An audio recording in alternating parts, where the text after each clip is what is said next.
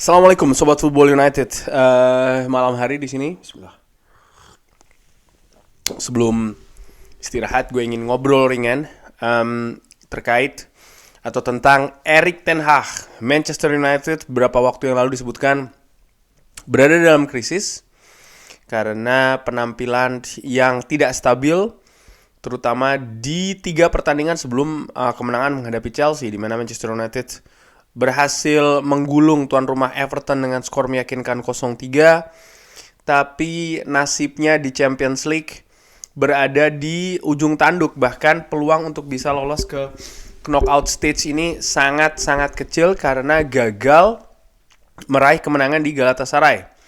Walaupun banyak juga yang berpendapat ya kalau Manchester United sebenarnya tampil bagus di Istanbul. Hanya saja kesalahan individu atau individual error yang terjadi di pertandingan tersebut yang akhirnya menggagalkan 3 poin Manchester United di kandang Galatasaray. Nah, pertandingan setelahnya Manchester United menghadapi Newcastle. Manchester United kalah tipis, tapi bagaimana permainan di atas lapangan memperlihatkan perbedaan yang cukup jauh ya, gap yang cukup besar juga antara tuan rumah Newcastle dan Manchester United, di mana Newcastle United tampil luar biasa mendominasi Manchester United. Di sisi lain, Manchester United justru tampil seperti tanpa karakter ya di atas lapangan. Pemain lebih banyak pasif, duel juga sering kalah, determinasi jelas kalah dibandingkan dengan tuan rumah The Magpies, sehingga banyak pertanyaan ini, apakah Erik ten Hag hubungannya dengan dressing room, dengan para pemainnya ini baik-baik saja. Dan setelahnya memang ada kabar yang disebutkan kalau 50% dressing room ini tidak lagi bersama dengan Erik ten Hag. Langkah selanjutnya Manchester United bersama dengan Erik ten Hag yang dikonfirmasi ya, ini melakukan langkah tegas dengan mengusir lalu menghukum atau ban ya, melarang media-media besar untuk datang ke konferensi pers. Alasannya adalah bukan karena mereka ini mengabarkan berita yang tidak bagus, bukan seperti itu, tapi bagaimana mereka ini tidak melakukan konfirmasi. Mereka tidak menanyakan dulu terkait dengan kabar tersebut ke Manchester United. Dan menurut gue Manchester United melakukan langkah yang tepat karena apa yang diberitakan ya, terlepas apakah itu betul atau tidak, ini kan memiliki pengaruh yang besar di situasi terutama stabilitas dressing room yang ujung-ujungnya tentu saja akan berpengaruh ke penampilan di atas lapangan dan mempengaruhi juga kestabilan klub, di mana saat ini saja klub tidak stabil. Yang gua maksud tidak stabil bukan berarti permainan di atas lapangan ataupun hasil, enggak, tapi bagaimana proses kepemilikan klub ini yang mempengaruhi banyak aspek dan juga elemen di klub ya, termasuk juga instrumen-instrumennya ini berada di titik simpang siur yang sudah cukup lama, praktis kurang lebih setahun terakhir ya. Dan apakah ini membuat Manchester United, artinya Erik ten Hag, terutama Erik ten Hag ya, berada juga di krisis? Manchester United menjawab dengan luar biasa ketika menghadapi Chelsea, karena ada beberapa yang mengatakan kalau ya situasi Chelsea juga tidak stabil, Chelsea juga tidak berada di papan atas ya. Tapi kalau melihat bagaimana raihan hasil demi hasil Chelsea ya, sebelum kekalahan menghadapi Manchester United, sebenarnya pertandingan di Old Trafford itu cukup mengkhawatirkan. Pasukan Mauricio Pochettino ini bisa dikatakan tidak terduga, tidak bisa diperkirakan.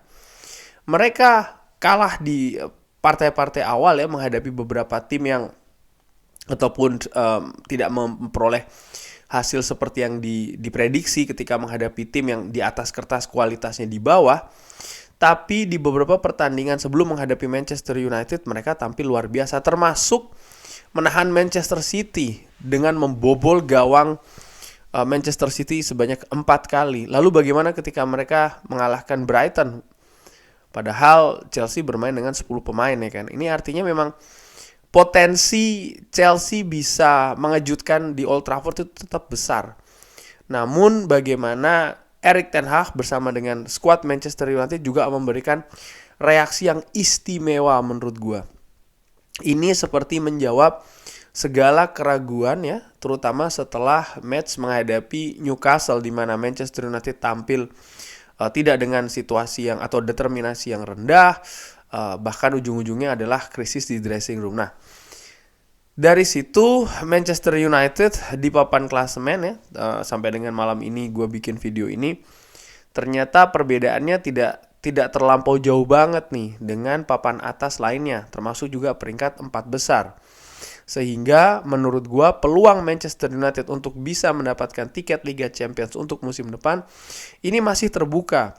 Tapi tentu saja perjalanan masih panjang, segala sesuatu masih sangat mungkin terjadi. Nah, salah satu hal yang dibahas terutama setelah kekalahan menghadapi Newcastle adalah apakah Erik ten Hag ini masih bisa diberikan waktu di Old Trafford di Manchester United. Gua secara ringan amatiran selalu gua sampaikan gua 110% berada di belakang manajer. Ada banyak sekali pendapat, ada banyak sekali bahkan sampai ke perdebatan ya apakah Erik ten Hag ini masih bisa diberikan waktu di Old Trafford, stay atau out. Beberapa menyebutkan bagaimana penampilan Manchester United yang tidak stabil, tidak konsisten, lalu keadaan dressing room yang selalu banyak sekali ceritanya ya kan dari musim lalu. Disimpulkan Erik ten Hag tidak cocok di Manchester United. Erik ten Hag mungkin kalibernya bukan untuk tim sebesar Manchester United. Tapi di sisi lain, beberapa juga atau banyak juga yang menilai ini merupakan bagian dari perjalanan atau proses di Manchester United. Musim lalu Erik ten Hag sudah menunjukkan kapasitasnya. Ketika situasinya ini bagus, atmosfer juga positif, dia bisa membawa Manchester United mendapatkan apa yang di musim-musim sebelumnya tidak bisa diraih. Trofi, 2 final, 3 besar, mengalahkan tim-tim besar di Premier League ya, terutama di Old Trafford. Sesuatu yang luar biasa di musim pertama dari Erik ten Hag. Dan ini yang sering dilupakan. Ketika memasuki musim kedua, ya dengan berdalih atau memakai alasan pola permainan lah, ya kan yang tidak jelas, konsistensi yang tidak ada, maka argumen-argumen ini dibuat untuk menyimpulkan bahwasanya Erik ten Hag ini ya tidak bisa berada di Manchester United atau ya diberi kesempatan sampai titik tertentu. Yang menurut gua ini tidak fair.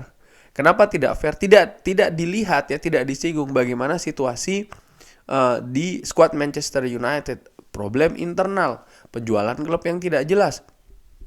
Lalu juga cedera pemain yang ya absennya cukup banyak ya menurut gua, dan ini memberikan kesulitan.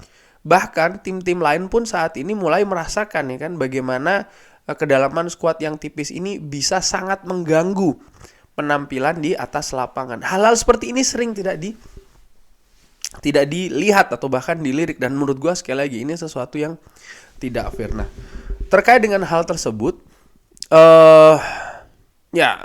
Erik ten Hag memberikan jawaban ya mengenai rumor kalau 50% dressing room ini kehilangan kepercayaan. Apakah ini memberikan efek kepada Anda? Tidak, karena saya tahu yang sebenarnya seperti apa, dan Anda telah melihat sebenarnya seperti apa ketika menghadapi Chelsea. Ya, dari penampilan menghadapi Chelsea menurut gua jelas menunjukkan reaksi ya yang memukul balik rumor-rumor bahwasanya Erik ten Hag kehilangan dressing room. Pemain sangat bekerja keras, dan kalau pemain ini tidak berada di belakang manajer, mereka tidak akan bekerja keras menghadapi Chelsea, dan merupakan kunci besar kemenangan Manchester United menghadapi Chelsea, dan bukan hanya kemenangan tapi juga penampilan yang menurut gua sangat enak untuk disaksikan. Roy Keane juga yang biasanya kritikal ya terhadap Manchester United, ketika ditanyakan apakah Erik ten Hag harus stay atau out, Roy Keane mengatakan stay. Jadi Roy Keane juga melihat di dalam dinamika proses tentu saja ada naik dan turun. Dan ini yang selalu terjadi di 10 tahun belakangan. Ketika turun selesai. Sirkulasinya berputar terus, siklusnya berputar terus. Dan Manchester United tidak kemana-mana. Ada beberapa argumen yang mengatakan kalau ya pemain ini kan Erik ten Hag yang inginkan semua. Iya betul. Tapi jangan lupa pemain-pemain itu yang didatangkan mereka belum pernah bermain di Manchester United. Mereka belum pernah bermain di klub besar yang sedang melakukan perubahan. Dimana ini bukan game, ini bukan permainan. Mereka juga butuh adaptasi, mereka juga butuh penyesuaian. Dan segala komponen ya secara mikro di klub itu sangat berpengaruh satu dan yang lainnya. Termasuk juga pemain yang datang. Ketika situasinya tidak begitu kondusif ya mereka juga tidak bisa beradaptasi dengan maksimal ketika banyak pemain yang cedera, banyak pemain yang absen, lalu juga memberikan kesulitan kepada pelatih ya untuk bisa menerapkan atau mengimplementasikan permainan tertentu di atas lapangan. Pemain-pemain baru ini juga pastinya mengalami tantangan yang besar. Berbeda ketika mereka ini datang ke situasi yang lebih stabil. Polanya sudah jelas ya, sudah terbentuk, karakter pun juga demikian. Tapi di Manchester United kan belum. Erik ten Hag jangan lupa ini baru musim keduanya. Tapi sudah terlalu dihakimi sedemikian besarnya. Dan banyak juga fans Manchester United lupa ya bagaimana Jurgen Klopp, bagaimana Mikel Arteta, Arsenal dan Liverpool yang beberapa musim belakangan ini mulai mendominasi ya, artinya mereka juga ikut serta di perburuan gelar juara di papan atas. Bagaimana proses yang mereka lalui, bagaimana proses yang mereka alami. Itu merupakan contoh besar menurut gue ya. Bagi bagaimana cara menilai untuk Erik ten Hag di Manchester United. Sofyan Amrabat, salah satu pemain yang didatangkan oleh Erik ten Hag ya, mengatakan kalau Erik ten Hag ini merupakan salah satu yang terbaik di dunia. Dia merupakan pelatih yang fantastis dan kita semua mendukungnya. Saya harus lompat artinya saya harus hadir ya secara langsung dan saya merupakan seorang fighter. Saya tidak akan pernah mengatakan tidak ketika manajer ini membutuhkan saya. Artinya apa? Sofyan Amrabat berada di belakang Erik ten Hag. Jadi dressing room stabil ya. Erik ten Hag juga mengatakan di wawancara dengan Sky kalau kita ini berada di perjalanan dan kita ini tenang ya. Dan Erik ten Hag dikabarkan juga sangat fokus ke project di Manchester United dan bukan di suara-suara di luar. Erik ten Hag juga mengatakan tidak ada krisis, kita ini tenang, kita tahu apa yang kita ingin bangun dan arahnya ini benar. Cerita-cerita di dressing room saya tidak peduli tentang hal tersebut. Mereka sangat terbiasa dengan hal tersebut. Ini sama seperti di Ajax. Tapi ya dengan negara yang lebih kecil dan juga orang yang lebih kecil ya. Keadaan krisis di mana-mana selalu sering sekali dimainkan oleh media dalam menggoyang dressing room, kadang kan situasi mereka mendapatkan pemberitaan dan lain-lain. Sama juga dengan Manchester United dan dengan ukuran Manchester United yang lebih besar bahkan dari klub-klub lainnya, dengan segala respek ya tentu saja pemberitaan ini juga bumbunya seringkali lebih banyak daripada menunya itu sendiri gitu loh. Mungkin tidak sebesar itu tapi dilebih-lebihkan. Dan menurut gue bisa jadi ini yang terjadi di Manchester United. Sekalipun juga pola ini sering sekali terulang. Gue sudah katakan ketika Ole Gunnar Solskjaer, Jose Mourinho hampir sama nih akhir tahun ya kan di musim kesekian ketika mulai ada penurunan mulai nih ada gejolak dan menurut gue langkah tegas yang dilakukan oleh Manchester United ini sudah sangat tepat dengan memberi dalam tanda kutip pelajaran ya kepada media-media tersebut supaya tidak terlalu melakukan pemberitaan yang bisa merusak stabilitas dressing room. Nah, balik lagi, Erik ten Hag haruskah stay ataukah out? Gue di Twitter di akun gue bikin polling dan ternyata hasilnya sangat luar biasa. Bagaimana 96% dari 500 sekian yang ikut voting ini menginginkan Erik ten Hag stay. Jadi gue sangat bangga terhadap follower terutama di Twitter.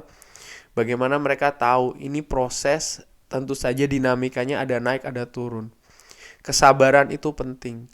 Kita tidak bisa hanya melihat, oke, tim-tim lain yang sudah mapan, Manchester United langsung harus bersaing dengan tim-tim tersebut. Enggak, semua ada prosesnya. Gua sampai kadang berpikiran mungkin apa yang diraih oleh Manchester United musim lalu ini terlalu cepat. Sehingga ekspektasi dari banyak fans langsung menggebu-gebu, langsung sekian kali lipat dari yang seharusnya. Saat ini menurut gue ini merupakan cerminan yang lebih jelas bagaimana sebenarnya situasi tim di Manchester United. Masih jauh, masih belum berada di, atau bahkan mendekati saja belum ya, di project akhir dari Erik ten Hag. Ini baru memasuki tahun kedua dari Erik ten Hag. Menurut gue biarkanlah ya segala dinamikanya ini terjadi. Kalau seandainya memang Manchester United musim ini yang terburuk ya, gagal di Champions League, tidak mendapatkan trofi di FA maupun di Carabao, dan mungkin tidak lolos Liga Champions atau bahkan di zona Eropa, menurut gue biarkan. Karena apa? Dengan kegagalan di satu musim, maka penyakit-penyakit ya, toksik virus-virus akan semakin terlihat. Musim lalu tidak begitu terlihat. Kenapa? Tertutupi dengan prestasi di Manchester United. Seakan-akan semuanya sudah positif. Seakan-akan atmosfernya sudah tepat, sudah bagus. Nyatanya belum. Dan ya memang butuh menurut gue dalam tanda kutip hantaman supaya terlihat jelas siapa-siapa saja ya. Bukan cuma pemain, tapi juga komponen dan juga instrumen klub yang lainnya yang mungkin tidak bisa bekerja secara maksimal sebagai ukuran klub sekaliber Manchester United. Dan menurut gue momentumnya ini tepat karena ada Sir Jim Ratcliffe yang masuk, sehingga perubahan itu sangat mungkin dilakukan setelahnya. Kurang lebih demikian Sobat Football United, ngobrol ringan. Bagaimana menurut Sobat Football United? Ada tanggapan berbeda? Tidak masalah, asal sopan. Drop di kolom komen. Terima kasih sudah menyaksikan. Jangan lupa like, subscribe. Assalamualaikum warahmatullahi wabarakatuh.